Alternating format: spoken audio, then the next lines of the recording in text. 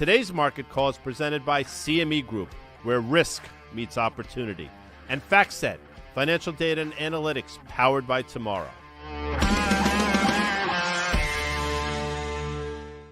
Monday, November 25th, Thanksgiving week, guys. I'm Dan Nathan, market call, 1 o'clock on the East Coast.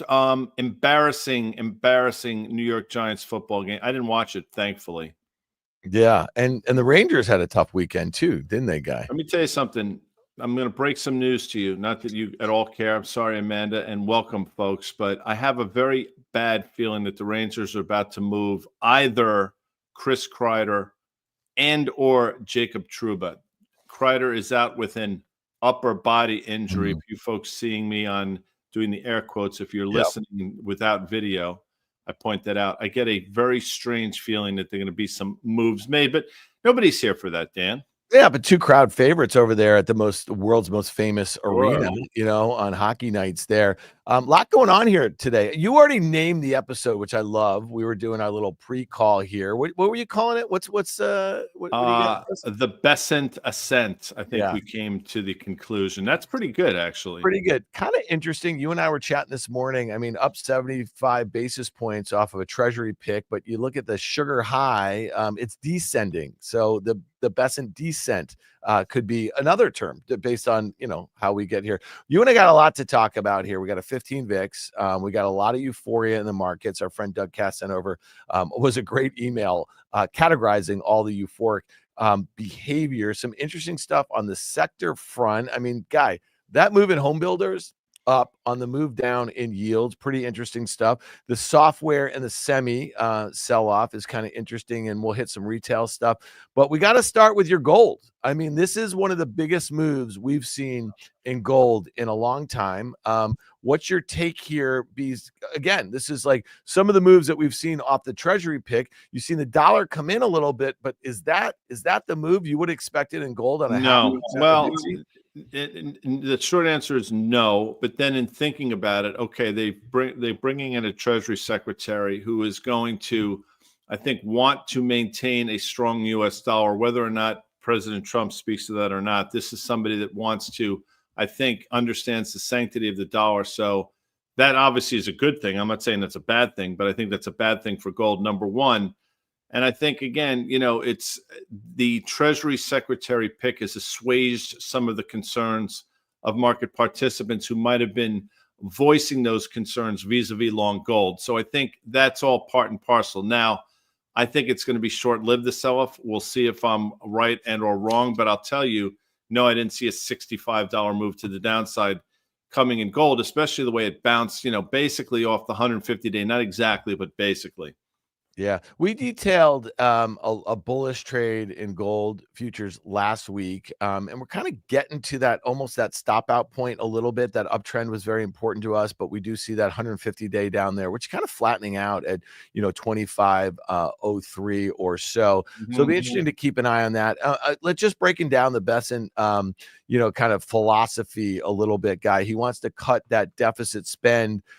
From that, you see that right there from Axios, right? So it's currently running at 6 to 7% of GDP. Wants to get that down to 3%. Hey, listen, no matter your politics, no matter who you thought should be in this seat one way or another, if they can accomplish anything towards that, you know what I mean? Like, that would be fantastic, as long as it doesn't have to come at the cuts to, certain things that we think we're all focused on. What was your sense for this pick? Because we had Kevin Warsh, somebody that you've interviewed on stage over the last few years, which I think would have been a very suitable pick, right? Given his, background in the Fed. There was a couple of Mark Rowan of Apollo. You could see a whole host of maybe conflicts of interest there, Guy, but again, probably would have been a steady hand. Thoughts on Bessent? No, these were the two guys. I mean, this was 1 and 1A, and you can flip flop. I mean, Kevin Warsh, I know, I'm not dropping names. I've spent time with him. As you mentioned, I've interviewed him. So I would have been fine with him, but I never really thought he was going to get it because he's typically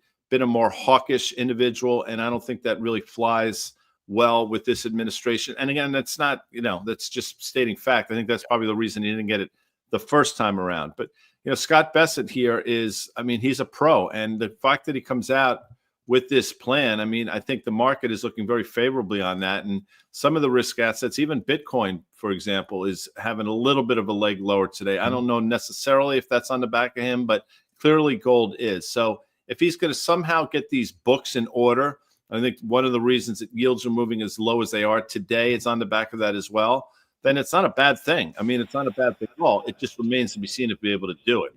Yeah, I mean, a lot of those stuff though is also like long range sort of goals, right? So you got to see some incremental sort of progress towards that. Obviously, a huge part of his thought process is getting those 2017 tax cuts, to make them permanent. But again, the tax cuts kind of fly in the face of what we need to do with inflation, but that could be a separate conversation. We had a great conversation with Liz Young Thomas about that very issue on the Tape podcast, which probably should have dropped by now in your favorite podcast store. Guy, we got to talk about our friend Lori Calvasina over there at RBC. We've talked about over the last few weeks or so, a lot of these strategists have been tripping over each other to kind of raise their 2025 price objectives in the S&P. Lori goes to 6,700, I believe, or 6,600. So you have an S&P around 60,000, at least in the futures, 10% going forward. Now, Lori's also saying we could see a 5 to 10% decline. Thoughts on that? Because I kind of feel like if we were to close here or higher into year end, Guy, we're going to see some targets that look more like 7,000 in the not so distant. Well, listen, so we obviously know Lori. She's been on our podcast. She's been on Fast Money. Earlier this year, I think it was midsummer or so, she made a similar call for the end of this year where she thought you'd see upward trajectory, but she thought you could see, some rocky roads ahead. I don't know the exact term that she used, but she wound up being right because we all saw what happened on August 5th, and then to a certain extent what happened in early September. So her calls have been good, and I think this call is in a similar vein. She continues to be bullish, but she thinks there's a chance that you see this, 5 to 10% move to the downside, which is not inconceivable and would get us right back in terms of levels where we got down to back in August. Not the absolute level, but in terms of trading down to the 150-day moving average. So the move she's thinking of would be reminiscent of what we saw a few months ago, but would only, instead of getting us down to about 5,100 or so, get us down to the moving average now, which is about 5,500 and change. Over time decay, it comes in probably around 5,600. So you can start to do the math and figure it out. We'll see how it plays itself out. Today is a fascinating day. If it were to continue on this trajectory, you made a new all-time high in the S&P today. You reversed at one point before we actually did our show a few minutes ago. The S&P was actually lower. We've bounced since then. But I do think today is worth watching just in terms of the price action in the broader market, Dan. Yeah, and we talk about this all the time. If you look at that November 6th gap, that stands out like a sore thumb, right? And we had a gap lower just a week before. And so, we talk about it all the time. I mean, gaps usually get filled at some point. So we're up 3.5% from that kind of 57.50 level in the futures. And, at some point, if we're going to fill that in, to your point about where that 150-day is going, Guy, it's probably going to be at a level that's down, 5-6% from the all-time highs. I guess the hard thing is what causes that, right? And so at some point, I think, and you've been right on this to suggest that maybe yields don't go too much lower, right? Maybe the Fed pauses a little bit in cutting the Fed funds. And if inflation readings, and we know we have the PCE on Wednesday morning, if they stay put, if we see the sort of end of disinflation of inflation, right? Well, at some point that multiple expansion that we've seen in the S&P 500, which is largely had to do with the fact that two things, in my opinion, is that productivity gains from, AI working their way into other parts of the economy, not just kind of the tech names that have basically accrued most of the value, right, from the excitement around this, but also the prospect of yields going lower, right, which should make valuations that much more attractive. So at some point, we might have a sell-off that comes out of nowhere based on the fact that inflation is kind of picking up again and yields aren't going down much lower. Yeah, it's interesting you say you don't know what's going to cause it. And you're right. I don't know either, but I don't think anybody foresaw what was going to happen in early August in terms of that yen move and then the subsequent move in the S&P and obviously the move in the VIX. To me, the move in the VIX, there are a bunch of stories this year without question. And I don't want to put too fine a point on this, as you say, but the move that we saw in the VIX in August, to me, was sort of a prelude of what can happen. I mean, there's no reason, in my opinion, whatsoever to have had a move of that magnitude in the volatility index up to, I think at one point, north of 60. Yes, the market did sell off, but the sell-off was not nearly commensurate with the move that we saw in the VIX. So something broke that day. And to think that it's fixed and it's not going to happen again, I think is foolish. I think maybe that was a tremor. I don't think it was the main event. I do think there are a lot of people that still think there's another leg higher in this volatility index. I'll say Katie Stockton, excuse me, she comes on Fast Money from time to time. I think in July, she said that her work suggested that we were in for a period of volatility. When we typically get in these periods of volatility, they last anywhere from 6 to 9 months. So that should take us into early next year, and I agree with that. Now, it doesn't look like that now, but, it never does, Dan, as you know. It didn't look like that on August 1st either. Yeah, we had some fun kind of naming the episode. Doug Cash just hits us. Guy said, you don't undo 40 years of spending in 40 months, which I think makes a lot of sense. We can be hopeful about it. I think that's what the S&P futures were suggesting this morning. But at some point, the rubber has to hit the road. And you think about, the new administration, the new Treasury, apparatus doesn't get really in place until probably at some point in February. A lot of time between now and then when you think about what Fed Chair, Powell is inclined to do. It'll be interesting because I'm assuming that Bessent probably knows Fed Chair Powell, at least modestly, you know what I mean? And maybe they're the two sorts of folks that might be able to kind of find some common ground. Not that the Treasury is supposed to have any meaningful impact on what's going on at the Fed, but the Fed's, monetary policy will certainly affect what the Treasury is inclined to do. So again, interesting stuff. I don't know. One thing, Guy, that caught my eye this morning would be, let's look at the Russell 2000, the small caps, the E-minis here. You and I have been talking about that sort of consolidation that we'd seen for a while. Earlier this year, you saw a breakout of that range, and then this has been really outperformance by the small caps of late. So talk to me what you think here. Is this epic double top? Yeah. Well, it's interesting. These small cap, whatever it is, whether it's ETFs or whatever you're looking at, working on RTY right now on a CME day, and this suggests that we're right up against that prior high. So one would think this is a logical place for us to stall. A lot of this, by the way, on the back of these small and regional banks, which I understand the math behind it. I don't necessarily agree they should be doing what they're doing. But if Amanda quickly can put up an IWM chart over that same period of time, it's going to look a lot different. Now, they're constructed differently, which is the reason why. But one will show a breakout in the form of the IWM. The RTY, obviously, is showing right up against the prior high. So actually, I thought, you know what? Actually, I thought the IWM was worse than that. I thought we actually broke out. But they're going to look eerily similar. So here you are, Dan. This is your moment of truth. They both are making these topping patterns on prior highs. Yeah. What do you make? And you mentioned this earlier to me, so you have the 210 spread inverting once again, even by a few basis points here. Thoughts on what that means? What does that mean for small caps? You know what I mean? So like in general, I think that's probably one part of this story.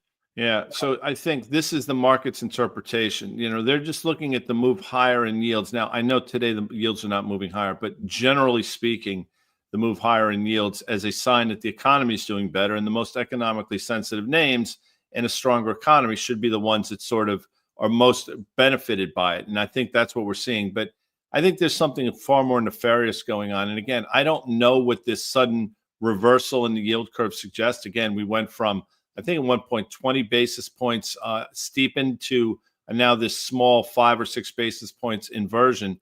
Now, I don't know what that speaks to. I know what's happening below the surface. 2-year yields have been going up in a meaningful way. You obviously have the backup today in the 10-year yield.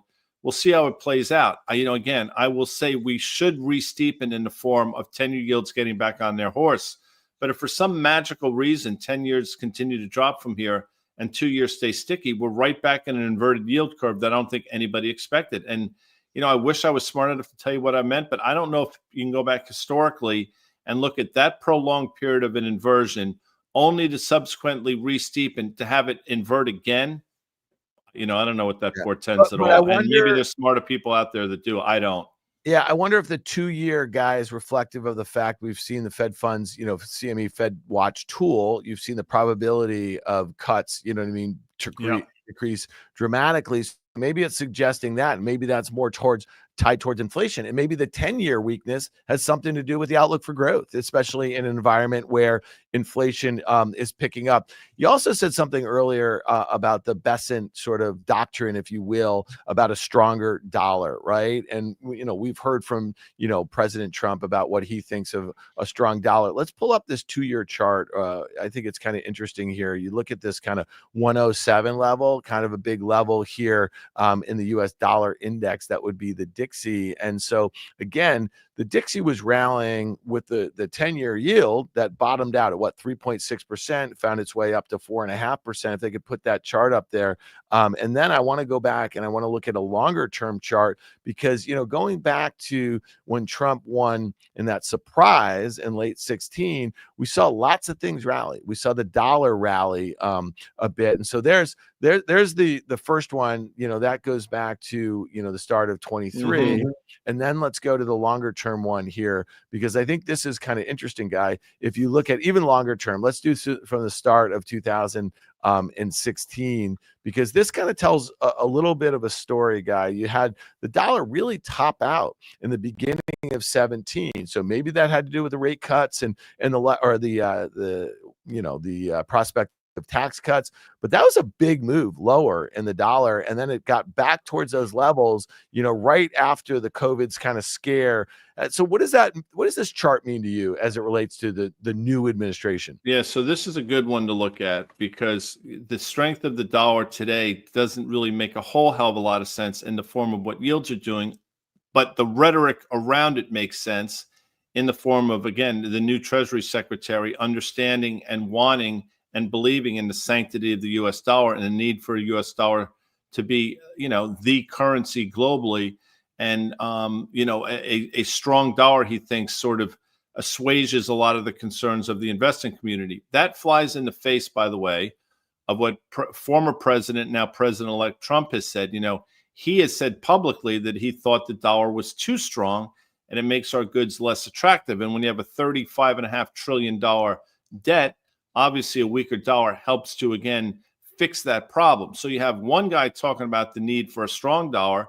You have the president-elect speaking of the need for a strong economy, but not necessarily a strong dollar. Something's got to give here, and I don't know what it is. So usually a stronger dollar is a bit of a wrecking ball for equities. It hasn't been obviously yet, but this is all playing part. And I think one of the reasons gold is down as much as it is on the back of this dollar move.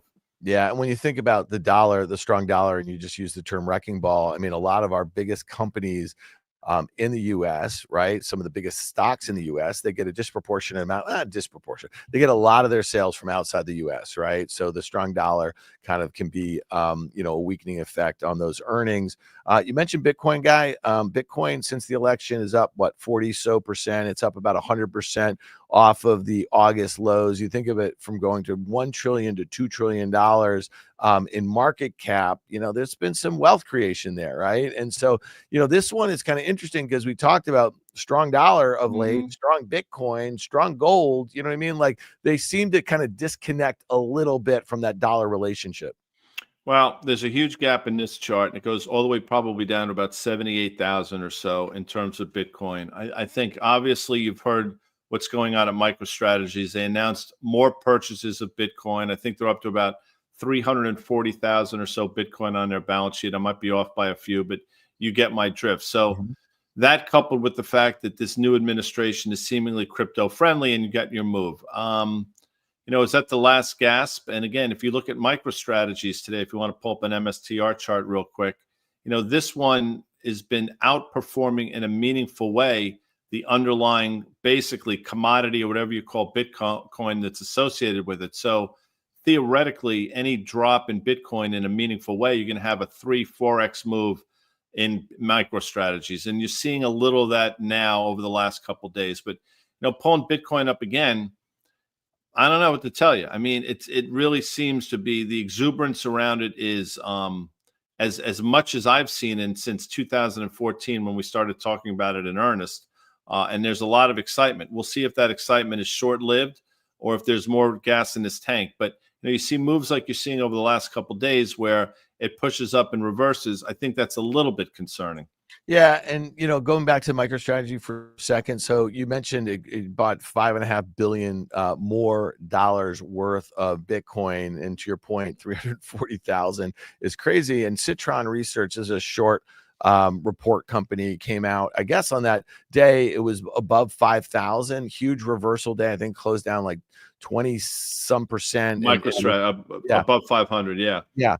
And it was trading at 300 or 30% to its NAV, or 300% to its NAV. Premium. Yeah. Premium, which again, that's a dangerous sort of thing. I mean, the bar on this thing is expensive, the way it moves around. So that's one of the ones I think you and I would both agree is, deep end of the pool sort of stuff. If you want to kind of get look, that. I don't want to get too in the weeds here, but I don't know if Amanda can do this. I know she's extraordinarily well qualified, but if you can overlay a MicroStrategy chart and a Bitcoin chart and just do it from like this summer, you'll see exactly what we're talking about. I mean, Bitcoin is up, but it's probably up, what, maybe 40%. Oh, okay. So there you go. So you can see exactly there's the math for you. She just did it. One's up 40%, that is Bitcoin, which is exactly what I said. The other's up, you can see it right now, 152%, but at its peak was up more than 200%. So there's a disconnect there in terms of one versus the other that doesn't make sense to me. You've said it. If you want to be long Bitcoin, but playing it through MSTR, although it's worked before, worked into late last week. I mean, something's going to snap there in a meaningful way. Yeah, a couple of things that we just want to hit here. Actually, three things. We want to talk about Homebuilder's their price action today relative to what's going on in yields, right, and the expectation for, mortgage rates. And I also think, again, I mean, this kind of Nvidia story is pretty interesting. I have an interesting chart there, but let's start with the sectors here, Guy, for a second, and just kind of look at the things that are outperforming right now on the day. I mean, there's some stuff going on here that I think is pretty interesting. We talked about the XHB, which doesn't kind of fall into here, up 4%, but there's some good price action in the industrials. There's some good price action in the XRT, which is the retail. Bunch of earnings this week in retail. Where do you want to start with this? Well, the one that, it's funny, energy is always at the bottom of the pile, but the one you just said, I mean, real estate and home builders, I mean, that's the outlier today. I mean, we just had the XHB chart, so Amanda might as well throw it up again. I mean, this is an amazing move today. It's all on the back of, what we saw in yields, and maybe, again, some of the commentary to the incoming Treasury Secretary. I think people, again, I think a lot of the concerns have been eased on the back of his announcement. So people are taking their cue from there. But as you just said, that Doug said, no, you don't undo 40 years of excess over the course of a few months. It takes a lot longer than that.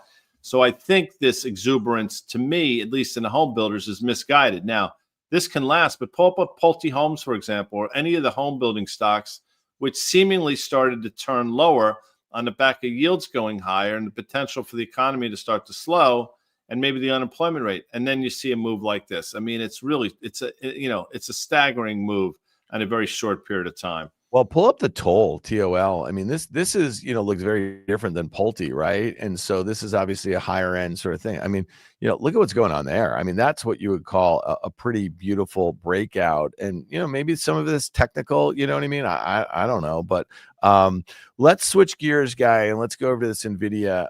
I think is pretty interesting. So here you have this thing down 3%. You mentioned it earlier to me, like since the earnings, all right, all right. You want to start here with the Nvidia, because I think this is interesting. So this is a 5-year chart. This is a log chart. Okay, you see that breakout on that gap. So that was that first big gap, Guy, that we had on that first big beat and guide higher. Okay, and you can see what's going on here. The consolidations, the moves higher, consolidation moves higher. Well, here we are, made a new all-time high after results. We've seen the deceleration in earnings growth and sales growth. You could still make the argument that this stock in particular, trades cheap relative to growth expectations for next year, or it's in line, a PE to growth of about 1 or so. We still agree that price to sales is pretty expensive. So we had this reversal today. It's contrary to what's going on in the rest of the market. It's drawing the SMH down. It's drawing TSM, Taiwan Semi, which obviously makes 85% of the high-end GPUs. We know that that's Nvidia's market share, right? They're great partners here. So those two stocks are trading down. They're 35% of the SMH. What do you see when you look at this chart? You see that, 150-day down there at 120. You see the stock at 137. Are we going to touch that? Well, this is what I see. So people were talking about 90% EPS growth year over year, 90 close percent revenue growth year over year. And I said, yeah, that's unbelievable. But then I said, okay, where was the stock a year ago? And the stock has tripled over that period of time. So you're getting, the stock is being rewarded for that. So when people say you're missing it, it's great. Yeah, I'm not missing it. I know what the numbers are, but you have to look at the stock performance over that period of time as well. The other thing is, if you want to do a shorter term chart, Amanda, we made a new all-time high in Nvidia last week. And actually on the day it did it, it traded lower, and I think it closed unchanged on the day. You see what we're doing now. So what you're starting to see hints of is, the magnitudes in terms of absolute dollars are extraordinary, but the percentage terms, the beats and raises are not what they were a year and a half ago. And I think the market is starting to understand it. By definition, this is going to slow. Now, the margins have hung in there, which makes sense, but you've talked about competition coming. And when competition comes, by definition, margins start to contract. Now, people will say, no, you're wrong, Guy, because they have a 5-year head start and they've basically cornered the market. You've heard that before with some other stuff as well. So I'm not convinced that's going to be the case. And when you start seeing, again, periods of time when they report earnings and the price action isn't what you expect and actually goes the other way, you have to take notice. And so that's why, I brought it up. I'm taking notice and I'm looking at that sort of reversal day last week. I'm looking at the subsequent action. And I'm saying, something doesn't make it. And it makes sense to me, but it's clearly not making sense to the market. Yeah. So the headline today, to your point about competition, I mean, Amazon is one of Nvidia's largest customers, and they announced that they're ramping up efforts to challenge Nvidia in the artificial AI chip market. So again, we've been hearing Microsoft, we've been hearing Amazon, we've been hearing Meta. They've been designing their own high-end GPUs. I mean, I think they were all wish that AMD had come out with something that could compete, right? Rather than kind of take the lead in having to design, a competitive chip. But I think that's one of the reasons why, Nvidia is down today. All right, Guy, tomorrow after the close, we got a bunch, maybe tomorrow pre-opening and after the close, we got a bunch of retailers reporting. Tough setup right into this promotional period, right into Black Friday on Friday. Which is like the one that you're most tracking as far as interest to extrapolate to the consumer in general? Yeah, no, I think that's right. For me, it's Best Buy. And they're going to be like, why is it Best Buy? Well, I think that one sort of encompasses everything that we talk about. Now, again, Best Buy is a stock that I want to say made its all-time high in the fall of 2021. Like a lot of things, we've had this conversation numerous times. Sold off. It's been trading sideways. So the setup to me is actually sort of interesting here. I mean, if there's ever going to be a quarter where they should get some upward momentum, now's the time. You put in those lows of around $60. I want to say late 2022 and again late in 2024. So this one to me the setup should be pretty good, especially given some of the things we've heard on the electronics front. So we'll see how that plays out. But out of all the names, this one to me encompasses everything that we sort of look at. Yeah, and you can make the argument that, on this, basis, I mean, the stock acts very poorly. You know what I mean? A lot of retail act very poorly. And so we know that Amazon's retail numbers have been really good. So I'm with you on this one. I find it more, more interesting than some of the others. Like an ANF has been a huge performer, like some of that, apparel stuff is very fickle. You know what I mean? Like we know that the housing related stuff that they want to pull up, RH, been really, really good. Williams-Sonoma, another name that, you've been tracking here. But RH, like again, on a longer term basis, doesn't act particularly well. But look at Williams-Sonoma here. I mean, look, you could make the argument, Guy, that thing is about to make, a pretty good breakout after maybe 2.5 years or so, but not particularly interesting to me. No, and again, we've talked about this a number of times, but the stark outperformance of Walmart versus Target. I think Walmart made a new all-time high today. Costco made its all-time high late last week, within a couple dollars of its all-time high.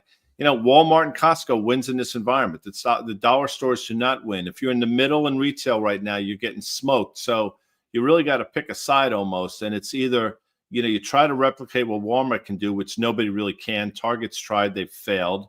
Yep. Costco's its own animal as well. And then the other side of the equation, the high-end retailers like a Williams-Sonoma continues to crush it. I don't know. Well, I think I know what that speaks to. It speaks to one side of the equation doing extraordinarily well and a huge trade down from everybody else to the Walmarts and Costcos, which is great for them. But you have to ask yourself, what does that mean about the economy that we're in, especially when the lower end is just getting crushed? Yeah.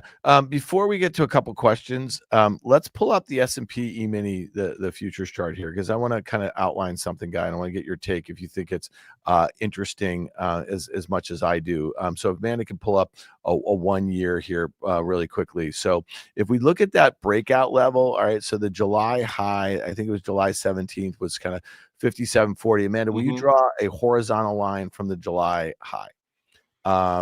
And let's call that, what we're talking about here is 57.25 or something like that. Okay. Now let's draw an uptrend from those August lows. Then let's throw in 150-day moving average, which I think is on the fly. My goodness, she is just so good. These charts are awesome. We love them. From this kind of 57.77 guy, that is the 150-day. Okay. So I look at this and I say to myself, okay, the all-time high on 11/11, that was, a few days after the election. We had that big gap day. We kept on kind of inching a little higher, but consolidated. Then we kind of sold off a little bit, and then we kind of inched our way back. You get the gap today on the last cabinet official, okay, which was Treasury. So we get it. And we already showed you the intraday chart, how it's kind of sold off. So if I look at this and I want to kind of sell, like if I want to put a sell on this thing, and maybe I believe, someone like Lori Calvasina, that we get this kind of 10% rally by the end of next year, but she also said we could see a 5% rally. Maybe there's some digestion. I'm going to sell that thing right here. Let's call it around 6,000 in the futures. And if I look at 11/11, that was the high. It was about 60.53 or something like that. Maybe I use a stop that's just below. Maybe it's something like, I don't know, where it broke down the other day, just above, I don't know, like a few handles, in and above today's current highs. Okay. Like, so if I look at today's high, it was like 60.40. I want to stop it there. And my initial target might be that breakout level of 57.40 or so. And then maybe we get a move back towards that 150-day. What do you think of those levels? What do you think? The levels make sense. I mean, it sort of goes, this speaks to exactly what Lori Calvasina is talking to. The move, she's bullish overall, but she thinks there's going to be a pullback along the way. So the stop is right. I mean, close enough. I mean, it's basically today's high, which was an all-time high-ish, right around there. The first level of support is that trend line. But ultimately, you're looking for those prior highs, which, as you just said, is 57.25 or so. And the ultimate move being down to the 150-day moving average. So, that's how you trade futures. Define stops, look for levels to take profit, look for the ultimate objective. And then there's something you can do called buy the double, when in this case, you buy back your short and actually go long. But we'll talk about that probably another time.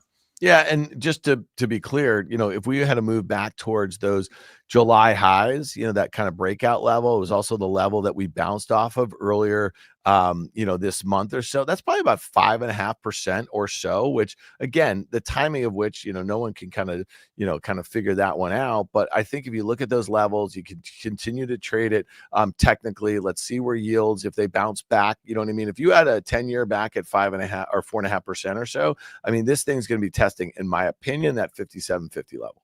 So a couple questions. So Alejandro asked mid-show, and I'm sorry I didn't get to you, but he says, so get out of the gold or wait for the inflation report? No, I don't think, Alejandro, you're getting out. I mean, look, I didn't expect today's move. I was very clear about that, but the gold trade to me is still intact. And this 1 day or 2 day move on the back of a Treasury secretary that's seemingly going to be a little more, I don't know, what's the word I'm looking for? Concerned about all the problems that I've been concerned about and actually do something about it.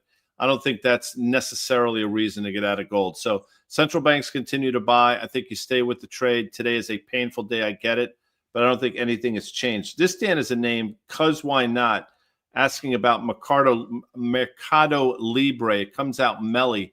I actually looked at this the other day. This is a $2,000 stock, so it's not like people are actively trading this, but 1900 or so was a high back in January of 2021. We traded up to it again in September of 2021, then fell off the cliff. We obviously blew through that earlier this year, but past resistance becomes support. So, this sort of 1980 level or so, I think you can trade it from the long side against that. I don't think anybody's trading Melly, Dan, but those are the levels to look at. Yeah. And, this is one of the single best stories again and again that you hear as it relates to a consumer in South America, expected to do 34% earnings growth next year on 25% sales growth, right? And so I look at this thing, it's trading about 45 times next year and 4 times sales. You have a gross margin, that's about 46.5%, 47%. I mean, it's a great story. It's a reasonable valuation, but again, I mean, this is one of those really hard names. You might want to just look at, an ETF that kind of tracks, like Brazil or something like that. So you don't have the idiosyncratic risk. But, that being said, Amazon's North American, e-commerce has been good. We know that Walmart's been good, but how do you take, Mercado Libre and kind of extrapolate that to what's been going on, from here in the US? It's a tough. Before we get out of here, Chris L is asking, why in the Sam Hell, I never heard that, is Carvana, you can pull up the question, trading at the levels that it's trading at? And look, part of this, and I'm not going to make you barf, but the first move, earlier move a couple months ago was on the back of short covering. Now this is just people getting ridiculous. This has become a bit of a meme stock. The valuation doesn't make any sense at all. Put up a longer term chart, Amanda, and you'll see. I mean, with another maybe $70 or so, maybe a little bit more than that, we're going to be at levels we saw in the summer of 2021. It's probably more than that, but you get my point. We made a multi-year high today. Clearly, valuations don't matter. This is something that Danny Moses has talked about for a while. You did have a bearish to bullish reversal that I think Carter Worth pointed out way earlier this year, probably sometime in July or August. But now it's just getting into the mode of ridiculous. I can't speak to what the options are. I can't speak what it costs to borrow. But I think the stock is potentially going to be on borrowed time pretty soon if it gets through 300. Yeah, the only thing I'm going to say is that this year they're supposed to get back to kind of peak revenue. The company for the first time in 2024 is going to be profitable both on an adjusted and a GAAP basis. So I think that's something that some investors are looking at. So, again, trading at a multiple of earnings that is, next year over 100, to me, to your point, doesn't make a whole heck of a lot of sense. And one thing today, Guy, might be going on, like we just talked about home builders and how they're trading a bit better with yields coming in. Look at the autos, look at GM and look at Ford and look at AutoNation. They're trading pretty well, I suspect, on some pretty similar reasons. Now, obviously, the Ford, you made this case again and again. The stock basically doesn't go anywhere ever and over the last few decades.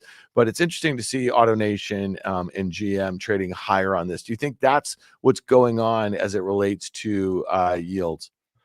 I think the yield move is a big part of it without question. Again, I think there's this Bessent trade speaks to euphoria around somebody that understands the problems we face and and wants to do something about it.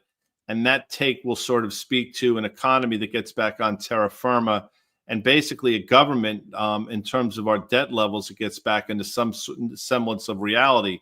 But again, as Doug said earlier, I mean, these things do not, and I think by the way, this is not an indictment on him. I think he understands that. Yeah. Like, I think he gets it's not going to be that easy to do, but he's somebody that at least understands that there's a problem. I think the market is getting ahead of itself in terms of what he can do in a short period of time. So it's not an indictment on him, or it's not anything that he said. He's saying all the right things. I think the market is just taking the baton and running way too far, too fast. Yeah, no doubt here. Interesting stuff today. Let's see how we close, because the rate move was something that more so than the stock move, Guy, like off of this is probably the bigger story. The dollar move is probably the bigger story. And let's see how, stocks kind of contend on a valuation standpoint, expectations for growth and the like here. So again, hey, listen, we covered a lot of ground. Guy, on Wednesday, we have some special programming. We're going to be doing, because we know a lot of you guys are going to be heading out of town, that sort of thing for the holidays. I certainly am. We're going to do a special market call, 9:30 a.m. right on the opening. Liz Young Thomas is going to be back with us. We have Carter tomorrow, regular time at 1 o'clock. I don't know if Dubs is with us tomorrow. Okay, maybe he's not. Maybe it's Yeah. just you and me again, which is fun. You know what I mean? Like we enjoy maybe we can talk a little bit about the menus that we're going to get going for Thursday. I don't know, some of your favorite sort of We stuff. might have a special Robin Hood guest with us tomorrow, though, too, Dan. Oh, So stick around for that. yeah. We actually, I think we do. We have Stephanie Guild, who was on There the you pod go. with us, what, a few weeks ago when we were down at the Robin Hood Mhm. Summit, which was pretty interesting. We are also going to have some special programming on the tape that drops on Friday. It's just be you, Danny, and me. It's going to be a lot of fun. Oh, lastly, you and I, we're doing this webinar with our friends from FactSet. Look at this thing, transforming the financial leadership, AI's role in revolutioning technology and workflows. We had Phil Snow, the CEO of FactSet, on Fast Money. I want to say, was it earlier in the year? Was it February or so? And we were talking about how they are integrating artificial intelligence to benefit their customers. We are those customers. We use FactSet, and they have a lot of really cool tools, how they're using it. But this is also with some of their thought leaders and how they're seeing this work this technology into other workflows and other And industries. real quick, the market's rewarding FactSet. We got through those levels we saw in December of 2021. I think it was about 480 or so. The stock had been flatlining for the last couple of years, but now I think the market's starting to take notice of some of the AI initiatives that they have going on there, and the stock is acting in kind. It didn't print 500 last week, but it got pretty close, Dan. Yeah, no doubt. All right, we got a lot of stuff going on, even in a holiday shortened week. Obviously, we're not going to be on Thursday. Friday, it's a half day in the markets. Guy, we're going to take that off. There's some good football. It's like some good rivalries on Friday. And we have NFL. There's an NFL game on Friday? Yeah, it's an Amazon NFL game. What? Amazon. So you have to go to the store to watch it? No, you don't have to go. Well, you have to go to Amazon Prime, I think. Where do you go? Where's that? Let's go. Let's check this out for a second, because Al Michaels and Kirk Herbstreit have been doing the Amazon Thursday night game. Oh, I did not. That's an Amazon thing too? Yeah. Amazon. So there's a game on Friday. So you're telling me there's a National Football League game on Friday? Yeah. On the back end of it, games on Thursday. I'm pretty sure. Well, they've been doing last year. Maybe I'm wrong. Last year. No, you're probably right. I mean, they're ruining. You understand they're ruining the league right before our eyes. Yeah. I mean, what they play on? So you ready for this? Black Friday. It's going to be the Raiders versus KC. And so what they're doing on Friday, it's kind of cool, whether you like it or not, but it's kind of cool for Amazon. So they're going to basically put up all these Black Friday deals on Amazon, little QR codes throughout the game. That's what they did last year. I thought it was really interesting, man. I really did. Explain that to me. So when you're watching a game, they put up a code. Yeah, they're going to put up codes. They have advertisements built into a bunch of stuff that you can buy on Amazon. And you have to break the code? No. So, but what does that do for you? I don't understand. Okay, so there you go. Because you're killing two birds with one stone. No, but so how do I take advantage of a code? So that Black they put Friday is the bricks and mortars big sale day, no, I right? understand Day after Thanksgiving. What they're usually benefit is from Cyber Monday, which is going to be coming up on Monday. So Amazon's flipped the script. They're basically putting an NFL game on Friday because they have the Thursday night thing. But on Thursday, on Thanksgiving, there's already 3 games, right? There's Fox, there's CBS, and there's probably ESPN. They have the 3 games, or maybe NFL Network. Now there's a game on Friday. So Amazon's flipping the switch or flipping the script, and they're basically saying, Black Friday, don't go to the stores, sit home, watch football in the NFL, and buy stuff on the Amazon. You see what I'm doing here? Yeah, I'm sure I can't wait to do that. Yeah. So you sit in a chair with your phone. Yeah. And then with that QR code thing comes up, you put your phone up like this. Yeah, but by the way, and then that captures something. 90% of Americans, when they're watching TV, have their iPhone or their Android in their hands anyway. They're always doing something different than just watching the show. I certainly watch the game. Why can't you just watch the game? Not you, in general. Why? By the way, you often tweet during games. At least you used to when I was on Twitter. Not in a while. Really? No, not in a long time. I mean, are you off the Twitter? Are you still? No, I'm on it, but it's just like no. But do you use it? It's not that exciting anymore. No, it's not. Do you tweet? Yeah, once in a while. I probably tweeted something today. I don't know what, but yeah, but your tweeting is probably down what percent from the highs? Yeah, probably down 80%. Yeah. I don't even have it. Amanda's got my handle, our handle. It's at risk reversal. I don't even use it. And you know, when No, people, I can't wait till Friday, the Black Friday football game with the QR codes, so you can buy like what do you buy, like Chiefs gear, so you can all right, just like Patrick Mahomes. there's just all this sort of deals that you. All right, quick question for you on the NFL here, really quickly, people. So the Chiefs have been the spreads have been really tight. Chiefs On are the fourth or fifth best team in the league. All right, that's interesting. Okay, It's funny. I mean, the Lions are better than everybody. The Eagles all of a sudden look like you can't in the second half. They can't be stopped. They're the second best team in football. Yeah. Nobody's talking about the Vikings. They're a 2-loss team. I mean, they're just sort of flying under everybody's radar screen. So, I mean, you know, you look around the league. AFC? You just named a bunch of NFC. What No, about? I think you know what? I do think the Ravens can figure stuff out. Don't sleep on the Chargers. I mean, the Chiefs. Look, you can't argue with the Chiefs' record without question. The Bills, I think, are the class in the AFC. But the Chiefs have been doing it with smoke and mirrors. I mean, Carolina took them basically almost to overtime yesterday. So, look, their record is what it is. I respect the hell out of it, but they're a team that can get bounced in the first round of the playoffs. Yeah. Don't you know? I'm just saying. I got you. Mahomes is not. I mean, they win. I get it, but so they're not as good as their record suggests. All right, so let me ask you this. So we have the Harbaugh Bowl tonight. Yeah, that's tonight. So Ravens at Chargers. You got the 7-4 Ravens versus the 7-3 Chargers. Who are you taking in this one? This is a game where the Ravens got to go there and show them who's boss. But I'm a big Herbert guy, so I think the Chargers can win this game. There's and by the way, the Steelers, although I think they lost on Thursday night to the Browns.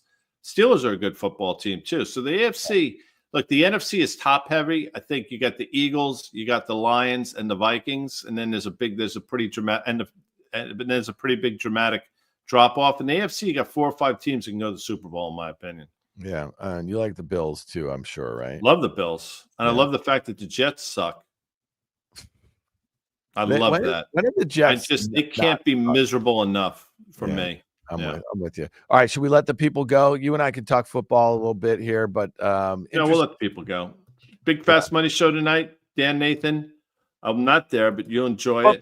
By the way, I want to say one last thing. So as long as I've been in the market since the late 90s, that Wednesday afternoon, which is really low volume into Thanksgiving, a lot of people are traveling, the market's closed, and then you have a 1 o'clock close on Friday. Oftentimes you see a lot of consumer oriented names act really well into that low volume, shortened week. I could see Amazon. Like, one of the things I just find interesting is that Amazon has basically tried to insert themselves into a Black Friday conversation. Everybody likes NFL, right? I know you don't like the scheduling, but if it's going to be an e-commerce sort of situation too, I mean, maybe Amazon runs into that guy. All I'm saying is interesting stuff. Okay. People buy too much shit. For the listeners there, guys, I am not. It makes my head hurt. Right. It does. I mean, it's just, you're right. People watching the games, you watch, everybody's doing this with their phone watching. It's like, just do the games. I got you, buddy. All right. Well, we got a lot of stuff going on this week. We hope you enjoyed today's program. We'll be back tomorrow. Stephanie Guild, exciting stuff. See you later.